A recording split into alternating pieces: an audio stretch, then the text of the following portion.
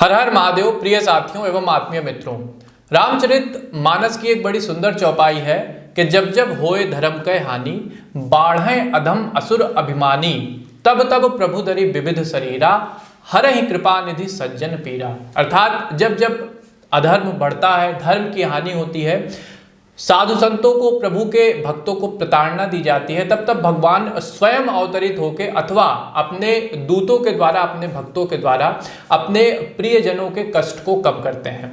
तो राम मंदिर का निर्माण हो रहा है और इसे देखकर ये चौपाई अपने आप में चरितार्थ होती है। बंधुओं, 22 जनवरी को हिंदू समाज का लगभग 500 सालों का संघर्ष चरितार्थ होगा, जब भारत राष्ट्र के युग पुरुष, अखिल ब्रह्मांड के स्वामी भगवान श्री राम अपने बाल स्वरूप में अयोध्या के दिव्य मंदिर में संपूर्ण वैभव के साथ विराजमान होंगे। साथियों, आधुनिक इतिहास में शायद ही इतना अद्वितीय उदाहरण दूसरा कोई मिलता हो, जहां एक समाज ने अपने आराध्य की जन्मस्थली के लिए समय की धारा में इतना लंबा और कठिन संघर्ष किया हो। राम भक्तों ने इस महायज्ञ में न सिर्फ अपने लहू की आहुति डाली है, बल्कि अनेक साधु संतों ने, महात्माओं ने, विद्वजनों ने अदालत के घंटों लंबे सेशन में अपने तर्क और पौराणिक साक्ष्यों के द्वारा यह सिद्ध किया है कि जिस स्थान पर कुछ विदेशी लुटेरों ने तलवार के जोर पर एक विवादित ढांचे का निर्माण कर दिया था, वही हमारे प्रभु श्री राम की जन्मस्थली है। साथियों, आज हमारी चर्चा इस पूरे जो ये पूरा घटनाक्रम है, इसके ज्योतिषीय पहलू पर रहेगी कि ज्योतिष के दृष्टिकोण से जो ये राम मंदिर बन रहा है, इसका कितना महत्वपूर्ण स्थान न सिर्फ भारत के इतिहास में रहेगा, और जो वर्तमान हमारी सामाजिक रूपरेखा हो, चाहे अर्थव्यवस्था हो, चाहे दुनिया में भारत का स्थान हो, इस प्राण प्रतिष्ठा के बाद वो कितना ज्यादा बढ़ेगा। तो चलिए अपने इस विमर्श को, अपनी इस चर्चा को हम प्रारंभ करते हैं और पंडित आशीष वत्स जी से जानते हैं कि जो है प्राण प्रतिष्ठा हो रही है, इसके बाद भारत का वैभव और गौरव विश्व में कितना बढ़ेगा। तो पंडित जी, हार्दिक स्वागत है आपका हमारे इस विशेष कार्यक्रम में। तो आप क्या कुछ कहेंगे, आपका क्या दृष्टिकोण है? सबसे पहले आत्मीय मित्रों नमस्कार, और मैं पंडित आशीष वत्स आप सभी प्रबुद्ध जो है जातकों का बहुत बहुत स्वागत व अभिनंदन करता हूं।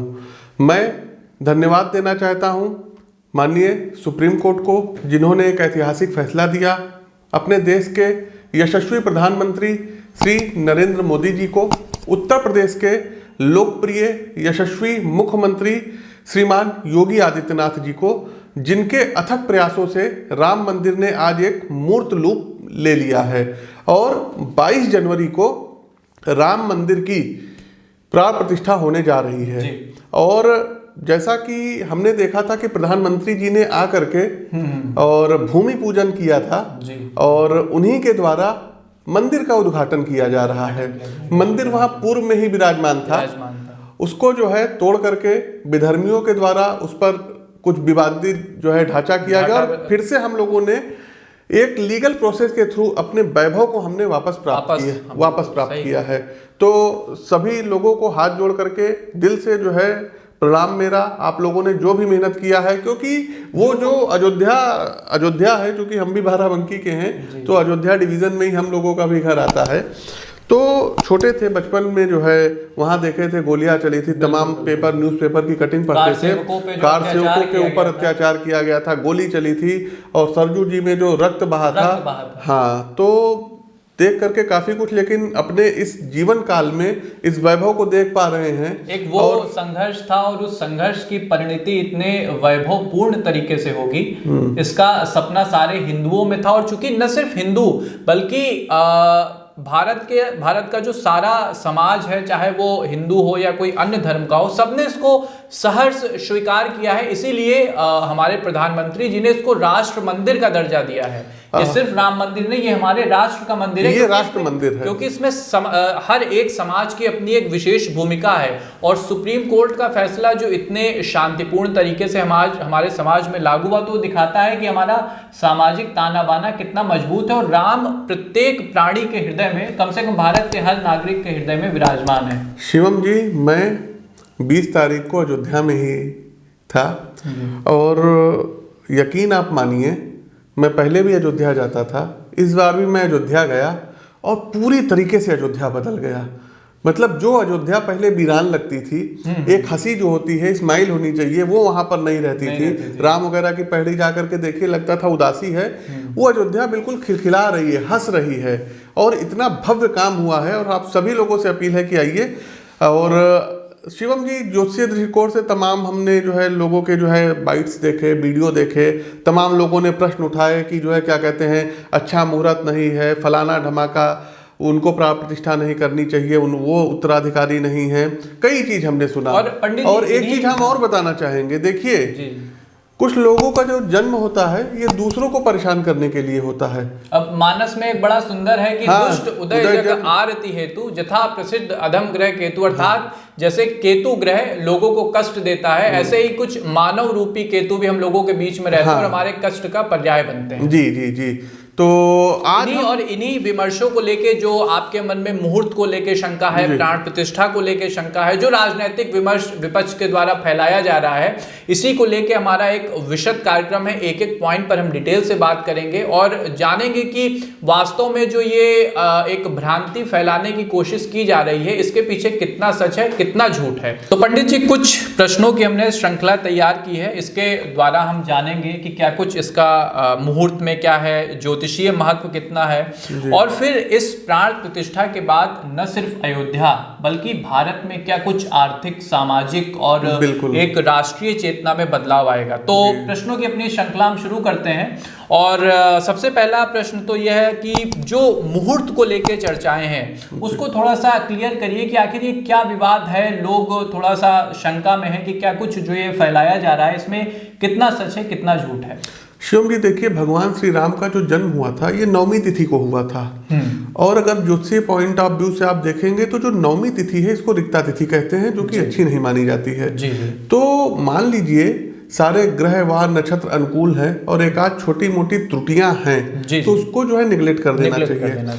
और एक चीज और बता दें, भगवान राम का जन्म नहीं हुआ था, भगवान राम प्रकट हुए थे। कहते हैं ना, भय प्रकट कृपाला दीन दयाला। सही बात। और गोस्वामी जी ने रामचरितमानस में लिखा है कि जोग लगन ग्रहवार तिथि भय सकल अनुकूल, सब अपने आप वो अनुकूल हो गए।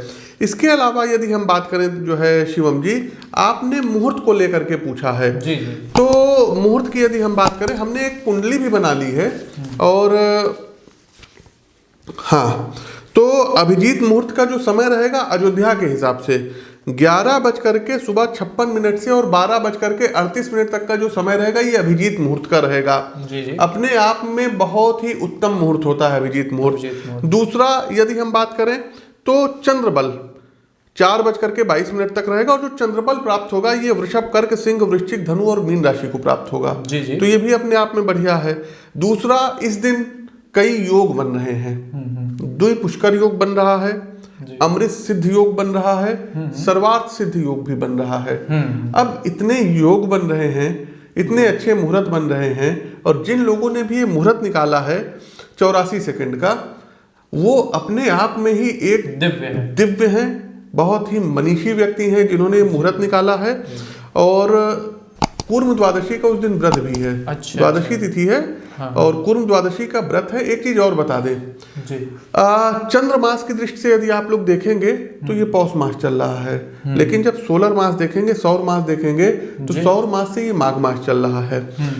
और हमारे हिसाब से जो भी ये प्राण प्रतिष्ठा का मुहूर्त है ये बहुत ही अच्छा है, कोई भी इसमें प्रकार से अशुद्धि नहीं है। तो साथियों, जैसा पहले प्रश्न हमारा क्लियर हुआ मुहूर्त को लेके, तो जो कोई भी आपके सामने यदि प्रश्न उठाता है तो ये वीडियो आप उसके साथ शेयर कर सकते हैं। बाकायदा डिटेलिंग में हर एक बात की जा रही है, जिससे जो भी आपके मन का डाउट है या कोई शंका है वो धीरे धीरे दूर हो जाए, यही हमारा प्रयास है। अब पंडित जी आते हैं दूसरे बहुत महत्वपूर्ण प्रश्न पे। चूंकि वीडियो में मैंने कहा है कि ये राम मंदिर नहीं, ये राष्ट्र मंदिर है। राम मंदिर तो है ही, साथ में ये राष्ट्र का मंदिर। ये चीज मैंने क्यों कही, इस प्रश्न से ये चीज क्लियर हो जाएगी। मंदिर निर्माण के बाद ज्योतिषीय दृष्टिकोण से, एस्ट्रोलॉजिकल पर्सपेक्टिव से अगर हम जाने तो इसका क्या कुछ सकारात्मक असर न सिर्फ अयोध्या के आसपास के क्षेत्र पे, यूपी पे, बल्कि हमारे भारत पे इसका क्या असर पड़ेगा, क्या शुभता अर्थव्यवस्था को लेकर, सामाजिक चेतना को लेकर आएगी? तो इसके लिए शिवम जी, ज्योतिष में जो सबसे उत्तम चीज है जन्म कुंडली का निर्माण करना। जी जी। तो हमने 22 जनवरी 2024 12:29 में प्राण प्रतिष्ठा होगी जी। उसके अनुसार हमने एक कुंडली बना ली है। और ये जो कुंडली बनी है आप लोग अपनी स्क्रीन पर भी साथियों देख सकते हैं। मेष लग्न की कुंडली है और राशि क्या आती है? टॉरस, वृषभ राशि है। चंद्रमा यहाँ पर उच्च के हैं। उच्च का मतलब अपनी वृषभ राशि में है और ये चंद्रमा की उच्च राशि तो है ही है, साथ ही साथ चंद्रमा की ये मूल त्रिकोण राशि भी है। और यहाँ पर यदि आप देखेंगे तो 2 राजयोग अब हम आपको दिखाते चल रहे हैं। सबसे पहले लग्न में गुरु बैठा हुआ है और लग्नेश जो मंगल बनते हैं ये गुरु के घर में नवम भाव में बैठे हुए हैं। तो गुरु और मंगल का स्थान परिवर्तन राजयोग बन गया। ठीक। दूसरा दर्शकों, नवम भाव के स्वामी केंद्र में आ गए, अपने आप में राजयोग। चौथा भाव सुख का भाव होता है, तो चौथे भाव के स्वामी चंद्रमा बनते हैं, दूसरे भाव में आ गए जी। और यदि आप देखेंगे राम मंदिर जो है, आपने इसको राष्ट्र मंदिर भी कहा है राम मंदिर को, तो राम मंदिर के दृष्टिकोण से पर्यटन के दृष्टि में उत्तर प्रदेश की चर्चा पूरे विश्व में होगी। लोग पूरे विश्व से आएंगे और आने वाले समय में अयोध्या देख लीजिएगा, टूरिज्म का एक बहुत बड़ा हब बनेगा, बहुत बड़ा हब बनेगा। इसीलिए सरकार ने जो यहाँ का हवाई अड्डा है उसको अंतरराष्ट्रीय मानकों पर तैयार किया। अंतरराष्ट्रीय हवाई अड्डा है, अंतरराष्ट्रीय हवाई अड्डा घोषित भी कर दिया आज की डेट में। तो ये अपने आप में बहुत बड़ी चीज है। नवम भाव जो होता है ये धर्म का भाव होता है, ये अध्यात्म का भाव होता है, ये ज्योतिष का भाव होता है, ये भाग्य का भाव होता है। नवमेश कौन बनते हैं? गुरु बनते हैं। ज्योतिष में गुरु क्या है? ज्योतिष में गुरु ही जो है धर्म है, अध्यात्म है, ज्ञान है, वैभव है, बुद्धि है, सात्विक विचार है, वो सब गुरु हैं। हम जो बोल रहे हैं, जो सोचने समझने की बुद्धि है, ये सब गुरु है। तो ये गुरु जो है केंद्र में आ गए हैं। अब लग्न पहले हाउस में गुरु बैठे हैं, तो जाहिर सी बात है इसको पूरा फेमस कर देंगे, फेमस करेंगे। तो राम मंदिर जो है पूरे वर्ल्ड में फेमस होगा। लोग आएंगे यहाँ पर, टूरिज्म सेक्टर का एक बहुत बड़ा ये हब बनेगा। और यहाँ से इनकम भी बहुत अच्छी जो है, सरकार को राजस्व की प्राप्ति बहुत अच्छी होगी, उत्तम प्राप्ति होगी। और उत्तम प्राप्ति क्यों होगी ये भी बता दें। एकादश भाव जो होता है ये इनकम का होता है, पैसों का होता है। आप साथियों समझिएगा कि एक एक पॉइंट पे बात कर रहे हैं, तो आप इस वीडियो को आराम से देखें और हर एक पर्सपेक्टिव पे, ताकि इसके बाद आपको कहीं और भटकने की जरूरत ना पड़े। जी। तो ये कह रहे हैं 11th हाउस जो होता है इनकम का भाव होता है और 10th भाव होता है कर्म का भाव होता है। तो 10th भाव के स्वामी शनि ये एकादश भाव में मूल त्रिकोण राशि कुंभ में बैठे हुए हैं। शनि जो होते हैं ये शनि चलने वाले ग्रह होते हैं, बहुत स्लो मूविंग प्लेनेट होते हैं। तो धीरे धीरे इसका चहुओर जो है विकास। और वैसे भी जो जब कोई बड़ी चीज बनती है, जब एक महल बनता है तो धीरे धीरे ही बनता है, धीरे धीरे ही बनता है। तो ये और भगवान राम जी जो है ना, ये सूर्यवंशी हैं। जी बिल्कुल। और उत्तरायण में सूर्य भी आ गए हैं, आपको पता होगा। अब आप ये देखिए 5वें भाव के स्वामी 10th भाव में बैठे हुए हैं। तो वही हमने कहा ना, जोग लगन ग्रहवार तिथि सकल भय अनुकूल। तो सब कुछ अनुकूल है, कुछ ऐसा नहीं है। हमारे जो मनीषी लोग हैं उन्होंने बहुत ही अच्छा मुहूर्त निकाला है, बहुत ही मेहनत से वहां पर कार्य चल रहा है और किसी चीज पर कोई त्रुटि फिलहाल हमको होती जो भी आपका सामर्थ्य है उसके अनुसार आप उस कार्य में सहायता करें। इसी के साथ हम तीसरे पॉइंट पर आते हैं। बहुत ही महत्वपूर्ण पॉइंट है, क्योंकि ये भारत की राजनीति से, या कहें भारत की राजनीति के जो केंद्रीय पुरुष हैं उनसे जुड़ा हुआ है। पंडित जी, प्राण प्रतिष्ठा के बाद, चूंकि नरेंद्र मोदी जी ही इसके सब कुछ करता धरता है, उद्घाटन वही करेंगे, तो क्या मोदी जी का 3rd टर्म आएगा, हैट्रिक लगाएंगे, क्या कुछ होगा? क्योंकि आपकी भविष्यवाणी इस विषय को लेके 2019 में भी आपने बताया था और काफी न्यूज चैनलों ने उसको दिखाया भी था। जी। और वो 100% सत्य भी सिद्ध हुई थी। तो तीसरी बार क्या होगा, हैट्रिक लगने वाली है? शिवम जी, पहली प्रेडिक्शन 2014 में हमने की थी कि बीजेपी पूरी मेजॉरिटी से सत्ता में आएगी, नरेंद्र मोदी जी प्रधानमंत्री बनेंगे। दूसरी बार 2019 में भी हमने सेम कहा था कि नरेंद्र मोदी जी आएंगे, और उस समय भी हमने उनकी कुंडली देख करके कहा था 2019 में ही कि ग्रह स्थितियां अनुकूल आगे भी हैं, तो 2024 भी रिपीट करेंगे। ये 2019 में हमने प्रेडिक्शन ऑलरेडी आपने की है, लेकिन अभी थोड़ा सा उसको रिफ्रेश करके और आज के उनकी कुंडली और ज्योतिष के मानकों पे क्या कुछ है वो समझाइए। देखिए, जो राम मंदिर है, देखिए हम लोग तो बहुत छोटे व्यक्ति हैं, धूल के कण मात्र भी नहीं, जो लोग हमसे मिलते हैं सब जानते हैं। तो एक बात हम आपको बताना चाहेंगे। देखिए, भगवान जो होते हैं ना जी, भगवान चुनते हैं कौन राम मंदिर का निर्माण करेगा, लेबर कौन होंगे, मजदूर कौन होंगे, आर्किटेक्ट कौन होगा, राष्ट्र का शासक कौन राष्ट्र होगा, का शासक कौन होगा, सूबे का शासक कौन होगा। ठीक है, तो भगवान ने वो चीज जो है पहले से ही चुन रखी थी। भाई 500 सालों का सही बात है। संघर्ष था, तो वो इतना इन्हीं को क्यों चुना? चुना? इससे पहले भी सरकारें आई हैं, गई हैं, लेकिन इन्हीं को कुछ लोगों ने अच्छा काम किया, कुछ लोगों ने खराब काम किया। एक नाथ संप्रदाय के एक योगी के शासन में ही राम जी के अब हम आपकी जानकारी के लिए बता दें, शिवम जी वर्तमान में जो सूबे के मुख्यमंत्री योगी आदित्यनाथ जी, इनके गुरु के गुरु, इनके गुरु और स्वयं योगी आदित्यनाथ जी, तीनों लोगों की मुख्य भूमिका इस संघर्ष में रही है। सही कह रहे हैं। अब आप खुद देखिए, ईश्वर ने, हम लोग कहते हैं ना, हुई है वही जो राम रचि राखा, तो ये सही बात तो ये राम ने रच रखा है इन्हीं लोगों के हाथ से करवाने के लिए। और लास्ट में एक आपको जो है हम एक्स्ट्रा चीज, एक प्रेडिक्शन और इस अपने वीडियो में करेंगे। तो आप कुछ पूछ रहे थे कि मोदी जी का क्या होने वाला है थर्ड टर्म। हाँ, तीसरे टर्म की बात करते हैं। देखिए, नरेंद्र मोदी जी की जो डेट ऑफ बर्थ है रियल, इस समय जो गूगल पर, यूट्यूब पर जोशियों के पास है, वो एक्यूरेट नहीं है जी। मोदी जी की जो एक्चुअल डेट ऑफ बर्थ है वो हमारे पास भी है, कई विद्वानों से हमको मिली है। और 17 सितंबर 1950 तो ये सबके पास है, लेकिन जो समय है ये सुबह 9:34 का है और बड़नगर में हुआ था। ये आप लोग जो है, ये कुंडली शोध का विषय है, क्योंकि इनकी कुंडली में अधिकतर ग्रह यदि आप देखेंगे नरेंद्र मोदी जी की कुंडली में, तो ये 0 डिग्री के हैं, 1 डिग्री के हैं, 5 डिग्री के हैं। हाँ, तो ये इनकी कुंडली एक शोध का विषय है। तो आपने जो हमसे क्वेश्चन किया है कि क्या नरेंद्र मोदी जी तीसरा हैट्रिक लगाएंगे कि नहीं लगाएंगे, मोदी 3.0 वो जो एंड्रॉइड वर्जन, हाँ। तो देखिए, तुला लग्न की कुंडली और इनकी वृश्चिक राशि है। वर्तमान समय में जो इनकी दशा चल रही है, ये द्वितीय मंगल की दशा चल रही है। मंगल दूसरे भाव के साथ साथ 7वें भाव के भी स्वामी हैं। और मंगल की जो महादशा है, मंगल की महादशा में राहु की अंतरदशा चल रही है। गोचर में इस समय राहु इनके 6ठे भाव में चल रहा है। शत्रुहंता लग्न में भी इनके 6ठे राहु जब ये पैदा हुए थे तब था, और इस समय भी इनके 6ठे राहु गोचर कर रहा।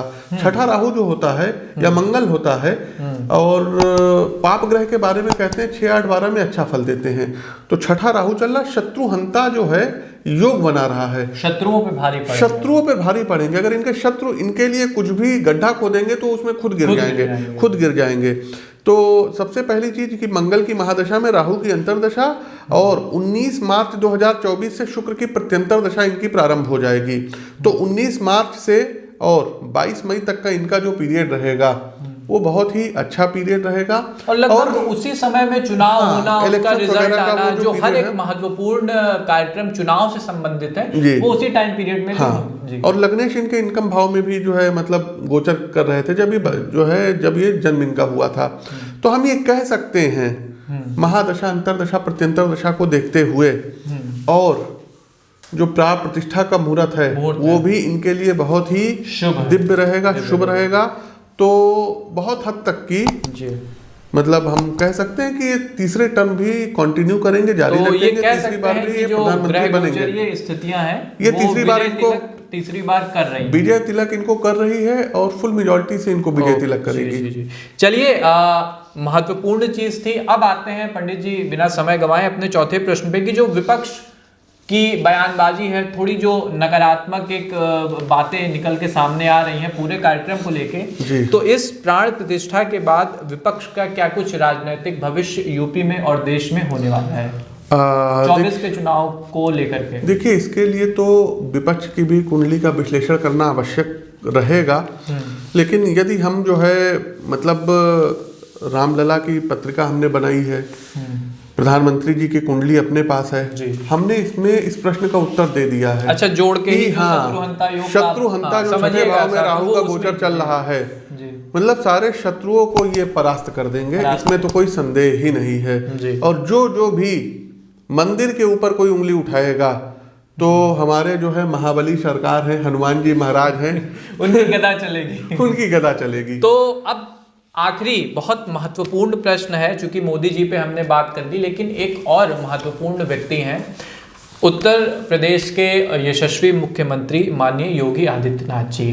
तो पंडित जी, योगी जी का अगर हम राजनीतिक भविष्य समझने की कोशिश करें इस पूरे मंदिर निर्माण कार्यक्रम के बाद आगे 5 से 10 सालों में जी ग्रहों के परिप्रेक्ष्य में, ज्योतिष के परिप्रेक्ष्य में यदि आप देखें तो योगी जी को कहाँ देखते हैं भारत की राजनीति में? क्योंकि इसके बाद तो वो भारत की ही राजनीति के एक तरह से सितारे बन के उभरेंगे। शिवम जी, मैं कई स्टेट में जाता हूँ कुंडली परामर्श के लिए। लोग आते हैं तो हमसे कहते हैं आप तो जो है मतलब ऐसी जगह से बिलोंग करते हैं, बाबा मुख्यमंत्री, और वहाँ पर अपराधी नहीं है, ये सब चीज़ें मतलब लोग हमसे कहते हैं। तो एक उनका जो लोकप्रियता है ये काफ़ी स्टेट में है, इसमें तो कोई मतलब, मैं यहाँ बैठा हूँ किसी पार्टी का प्रवक्ता नहीं हूँ। खुद भाजपा भी उनको लगभग हर जगह स्टार प्रचारक बना के भेजती है। तो मैं मतलब अपनी राय रख रहा हूँ जो लोग हमसे कहते हैं। ठीक है, तो एक आपको हमने कहा था ना लास्ट में, एक हम आपको सीक्रेट बताएंगे। जी जी,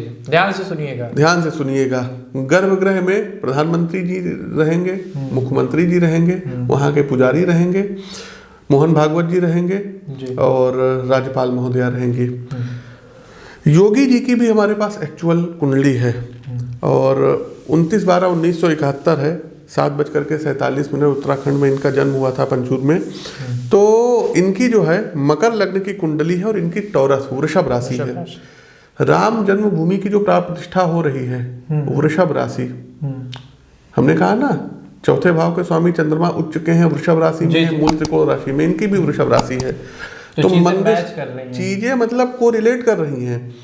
दूसरा, इनकी जो अभी दशा चल रही है ये गुरु की महादशा 2008 से चली है और गुरु की महादशा में जब जो है शुक्र की अंतरदशा आई, चूंकि शुक्र इनकी कुंडली में कर्म भाव के स्वामी थे, तो 2017 में मुख्यमंत्री पद पे ये सुशोभित हुए। उसके बाद फिर जो है क्या कहते हैं 2017 के बाद 2022 में बृहस्पति में राहु की दशा आई, तो दूसरी बार इनको मुख्यमंत्री का पद मिला। राहु इनके लग्न में शुक्र के साथ बैठे हुए थे। और आगे की यदि हम बात करें तो गुरु के बाद शनि की महादशा 19 सालों की चलती है। 2024 मई से शनि की महादशा इनकी प्रारंभ होने वाली है और शनि इनकी कुंडली में फर्स्ट एंड सेकंड हाउस के लॉर्ड बनते हैं, मतलब लग्नेश भी हैं और द्वितीयेश भी हैं यहाँ पर। और बैठे कहाँ पर हैं? पंचम भाव में जाकर के शुक्र के घर में बैठे हुए हैं। शुक्र और शनि का स्थान परिवर्तन राजयोग इनकी पत्रिका में बना हुआ है, तो ये एक बहुत बड़ा राजयोग होता है। और आगे की यदि हम बात करें तो आने वाले 10 से 15 सालों के बीच में आने वाले आप समय में देखेंगे कि ये इस देश का नेतृत्व करेंगे। आगे का जो प्रधानमंत्री का पद है उस पर योगी आदित्यनाथ जी सुशोभित होंगे। ये हमारी बहुत बड़ी भविष्यवाणी 2024 जनवरी 21 तारीख की है।